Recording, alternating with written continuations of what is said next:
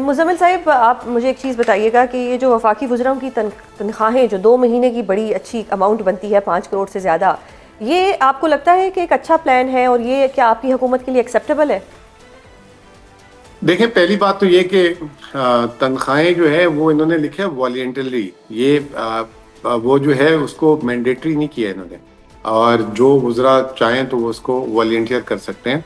पहली चीज़ तो ये है। और इससे ये तासुर ये देना चाह रहे हैं कि ये सिर्फ आवाम के ऊपर कड़ा वक्ती हैं, जो है मुल्क में सियासतदान और ये भी साथ शामिल है।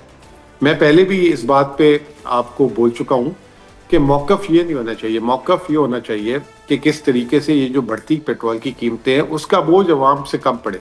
अब आप ये देखें कि एक आदमी भूखा मर रहा है और सामने वाला ये कह रहा है कि नहीं, अब तुम भूखा मर रहे हो तो मैं तुम्हें रोटी नहीं दे सकता, मैं अपनी रोटी आधी कर लेता हूँ। ये तो कोई बात ना हुई ना, आप उसको रोटी पहुँचाएं।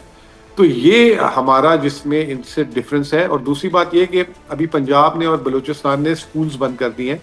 हम 4 वर्किंग डे स्कूल्स जो है चलाएंगे और जुम्मे वाले दिन हम फालतू छुट्टियां नहीं दे रहे। और दूसरा जो 50% जो स्टाफ रोटेशन को है वो उसको कंटिन्यू करेंगे। तो हम एक दिन की भी सरकारी यानी आप लोग स्कूल बंद नहीं कर रहे फिलहाल, अगर मैं ये मतलब हम सिर्फ फ्राइडे को बंद करेंगे। अच्छा, फ्राइडे। और इसके अलावा जो सरकारी छुट्टी है, जैसे वैसे पॉलिसी आ रही है कि एक दिन की छुट्टी भी होगी।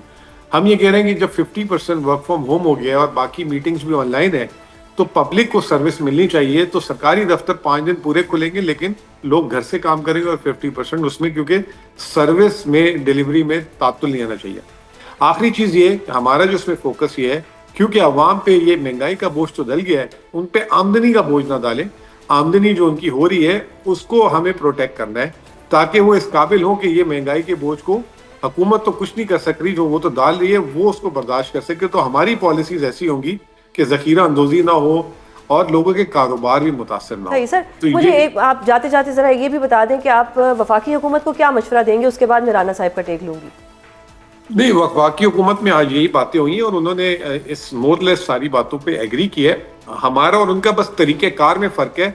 दोनों का ऑब्जेक्टिव ये है कि ये जो सूरत हाल है ये नागुज़ीर है और तेल की कीमतें जो है आवाम के हाथ में नहीं है, मुल्क के हाथ में नहीं है, क्योंकि बाहर से तेल आता है। लेकिन हम ये कह रहे थे टैक्सेस तो आपके हाथ में है ना, टैक्सेस पे थोड़ी सी रद्दोबदल वक्ती तौर पे तो की जा सकती है, कुछ अरसे के लिए की जा सकती है। अगर मईशत स्लो हो गई, वैसे ही आपको पता है 45% गुर्बत है, तो मसाइल और बढ़ सकते हैं। तो ये बाकी देखें कंसेंसस है, सारी चीजें हैं, लेकिन डिफरेंस ऑफ ओपिनियन है चंद एक बातों में। सही, आपका पॉइंट आ गया। राना साहब बताइएगा क्या कहेंगे आप इसके ऊपर। देखिए, मैं समझता हूँ कि मुश्किल वक्त है और ख़ाली पाकिस्तान के ऊपर नहीं है, दुनिया भर के अंदर ये इसके ऑयल के इम्पैक्ट लोगों की इकॉनमीज़ पे, मुल्कों की इकॉनमीज़ पे आ रहे हैं।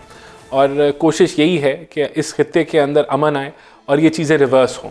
तो उस दौरान में हमें इस मुश्किल वक्त के अंदर ऑस्टेरिटी आवाम के साथ खड़ा होना है और वो हम भरपूर कोशिश कर रहे हैं। ये जो एफ़र्ट की गई है प्राइम मिनिस्टर शहबाज शरीफ की तरफ से सारे सूबों के साथ, इसके नताइज आ रहे हैं। सब सूबे मिलके जो हैं ऑस्टेरिटी के पैकेजेस लेके आ रहे हैं, जो कि बहुत अच्छी बात है। अगर हम यूनिटी के साथ आगे बढ़ेंगे तो कोई ऐसा क्राइसिस नहीं है जिसका हम मुकाबला नहीं कर सकते। सर, हमने सऊदी अरब से भी रिक्वेस्ट की है कि डिपॉजिट की मुद्दत बढ़ा दे। अगर वो नहीं करता या जो हमारी रिक्वेस्ट है उस पर वो अमल दरामद नहीं करता तो प्लान बी क्या है हमारे पास? ये देखें, ये हमने कोई इमीडिएट मसले को हल करने के लिए तो नहीं की कि वो तो रोल ओवर तो वो कर ही रहा है। तो हमारी कोशिश है कि बजाय कि वो इनको रोल ओवर करे, ये लॉन्ग टर्म डेट में चला जाए और फिर हम इसको वहाँ से जो है वो टेक केयर करें। तो हम उन पे स्ट्रेटेजिक लेवल के साथ, वो हमारा पार्टनर है, हमारे साथ खड़े रहें।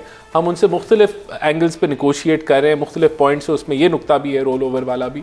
तो इंशाल्लाह हमें पूरी उम्मीद है कि इसके ऊपर कोई ना कोई हमारा एक अच्छा सोल्यूशन निकल आएगा जो कि म्यूचुअल अंडरस्टैंडिंग के साथ। अच्छा राना साहब, जिस तरह से पेट्रोल की कीमत बढ़ी, अब ये भी कहा जा रहा है अगले हफ्ते 40 रुपये मजीद बढ़ जाएगी, तो क्या ये होने जा रहा है? देखें, हम 80% तेल इंपोर्ट करते हैं। पाकिस्तान तेल प्रोड्यूसिंग मुल्क नहीं है और जो आलमी मंडी की कीमत है उसी फार्मूले के तहत जो है आपकी लोकल मार्केट की कीमत का तयन होता है। डेफिनेटली अगर आलमी मंडी में कीमत बढ़ी है तो उसका इम्पैक्ट अब वीकली बेसिस पे आपकी लोकल पेट्रोल प्राइसेस पे आएगा। हम एक IMF प्रोग्राम में हैं, हमारे पास फिस्कल स्पेस दो ही हल, मैंने आपको जिस तरह पहले बताया था कि या आप इसको सब्सिडाइज़ कर लें नंबर 1, या फिर आप उसको पास ऑन करें। तो हमारे पास सब्सिडी देने की गुंजाइश नहीं है और वो सब्सिडी जो कर्ज़े के ऊपर हो वो आवाम को सूद समेत वापस करनी पड़ती है। ये आप हमेशा याद रखें कि अगर हमारे पास फिस्कल स्पेस मौजूद होती, ज़खायर होते जो हम जिनको खर्च के हम जो है वो सब्सिडी दे देते, वो और बात है। लेकिन अगर हम कर्जे पे चल रहे हैं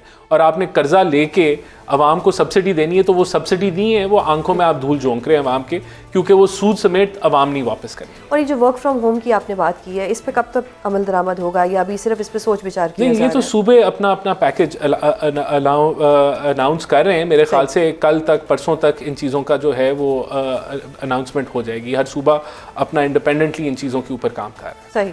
मुज़म्मिल साहब बताइएगा कि जिस तरह से सर ने एक्सप्लेन किया कि जो इस वक्त करंट सिचुएशन है, और इसमें मैंने सऊदीया का क्वेश्चन बल्कि आपसे भी करना था, जस्ट इन केस अगर सऊदीया हमारी रिक्वेस्ट एक्सेप्ट नहीं करता तो फिर आपके मुताबिक क्या होने जा रहा है? क्या मज़ीद महंगाई बढ़ेगी या मज़ीद महंगाई का तूफान जो है वो आवाम के ऊपर आएगा?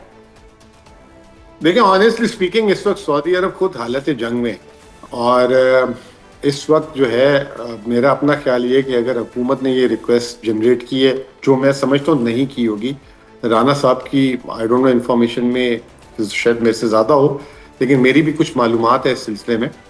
मेरा नहीं ख्याल कि ये रिक्वेस्ट जनरेट हुई है। ऐसी कोई जो रिक्वेस्ट जनरेट हुई है वो ये हुई है कि जो ऑयल फैसिलिटी हमें दे रहे हैं वो उसको जो है बढ़ा दिया जाए। जो ऑयल हमें उधार में देते हैं थोड़ा सा, एक $100 मिलियन पर मंथ का, उसको डबल कर दिया जाए या उसको बढ़ा दिया जाए, ताकि हमारा तेल का ही मसला हल हो जाए। और जो बढ़ती तेल की कीमत, आपको लगता है कि सऊदीया बढ़ा देगा? ये होता रहा माजी में, ये एक जायज़ डिमांड भी है, क्योंकि सऊदीया को भी तेल तो बेचना है ना।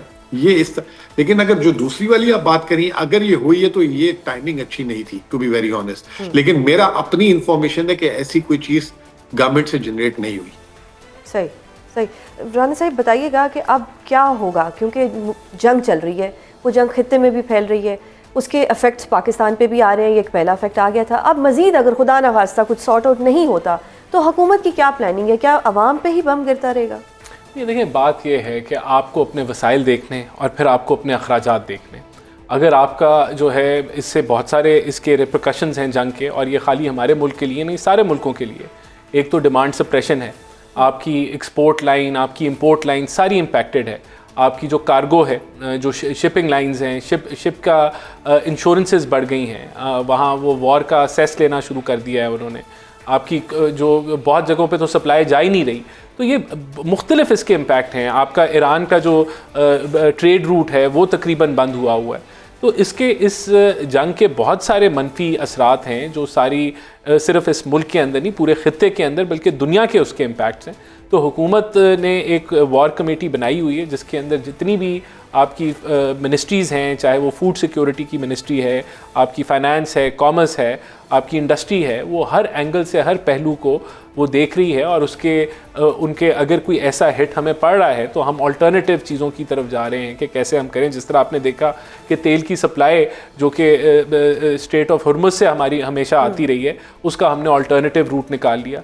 अदर सोर्सेज हमने बैकअप पे रखी हुई हैं कि खुदा ना खास्ता अगर हमें कोई सप्लाई शॉर्टेज आती है तो हम एक नहीं, दो नहीं, 3 सोर्सेज से वो तेल को जो है वो कर लें। तो हुकूमत इन चीज़ों को मेलो करने के लिए भरपूर कोशिश करी है। लेकिन at the end of the day मैं आपको सिर्फ खबर दे देता हूँ, खबर नहीं, मैं एक सिर्फ अपने आपको एक असेसमेंट दे देता हूँ जी जी, कि पेट्रोल की अब मजीद कीमतें नहीं बढ़ेंगी, नहीं बढ़ेंगी, नहीं बढ़ी। अल्लाह आपकी ज़बान मुबारक करे।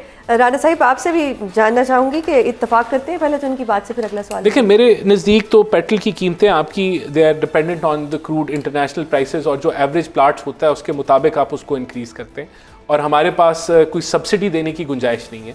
तो मैं सिर्फ राना साहब आपको बता रहा हूँ, आप चेक कर लीजिए। चल, अच्छी बात है, अगर ऐसी खबर है तो अच्छा, राना साहिब बताइएगा कि वज़ीर पेट्रोलियम ने ये दावा किया है कि हुकूमत जो है वो IMF से रिलीफ के लिए रिक्वेस्ट करेगी कि पेट्रोल की कीमतों में रिलीफ हो। डू यू थिंक कि IMF हमारी इस रिक्वेस्ट को कंसिडर करेगा? देखिए, ये तो नेगोशिएशन होती है, और उसमें आप अगर लॉजिक के साथ बात करें तो ज़रूर उसमें गुंजाइश निकल सकती है। बट ये मैं कोई प्रेडिक्ट नहीं करूंगा, लेकिन ये प्रेडिक्शन तो मुजम्मिल साहब ने कर दी हुई है कि वो अगर इनके पास इंफॉर्मेशन है तो इसका मतलब है वो मान जाएगी, तो फिर तभी हम करेंगे।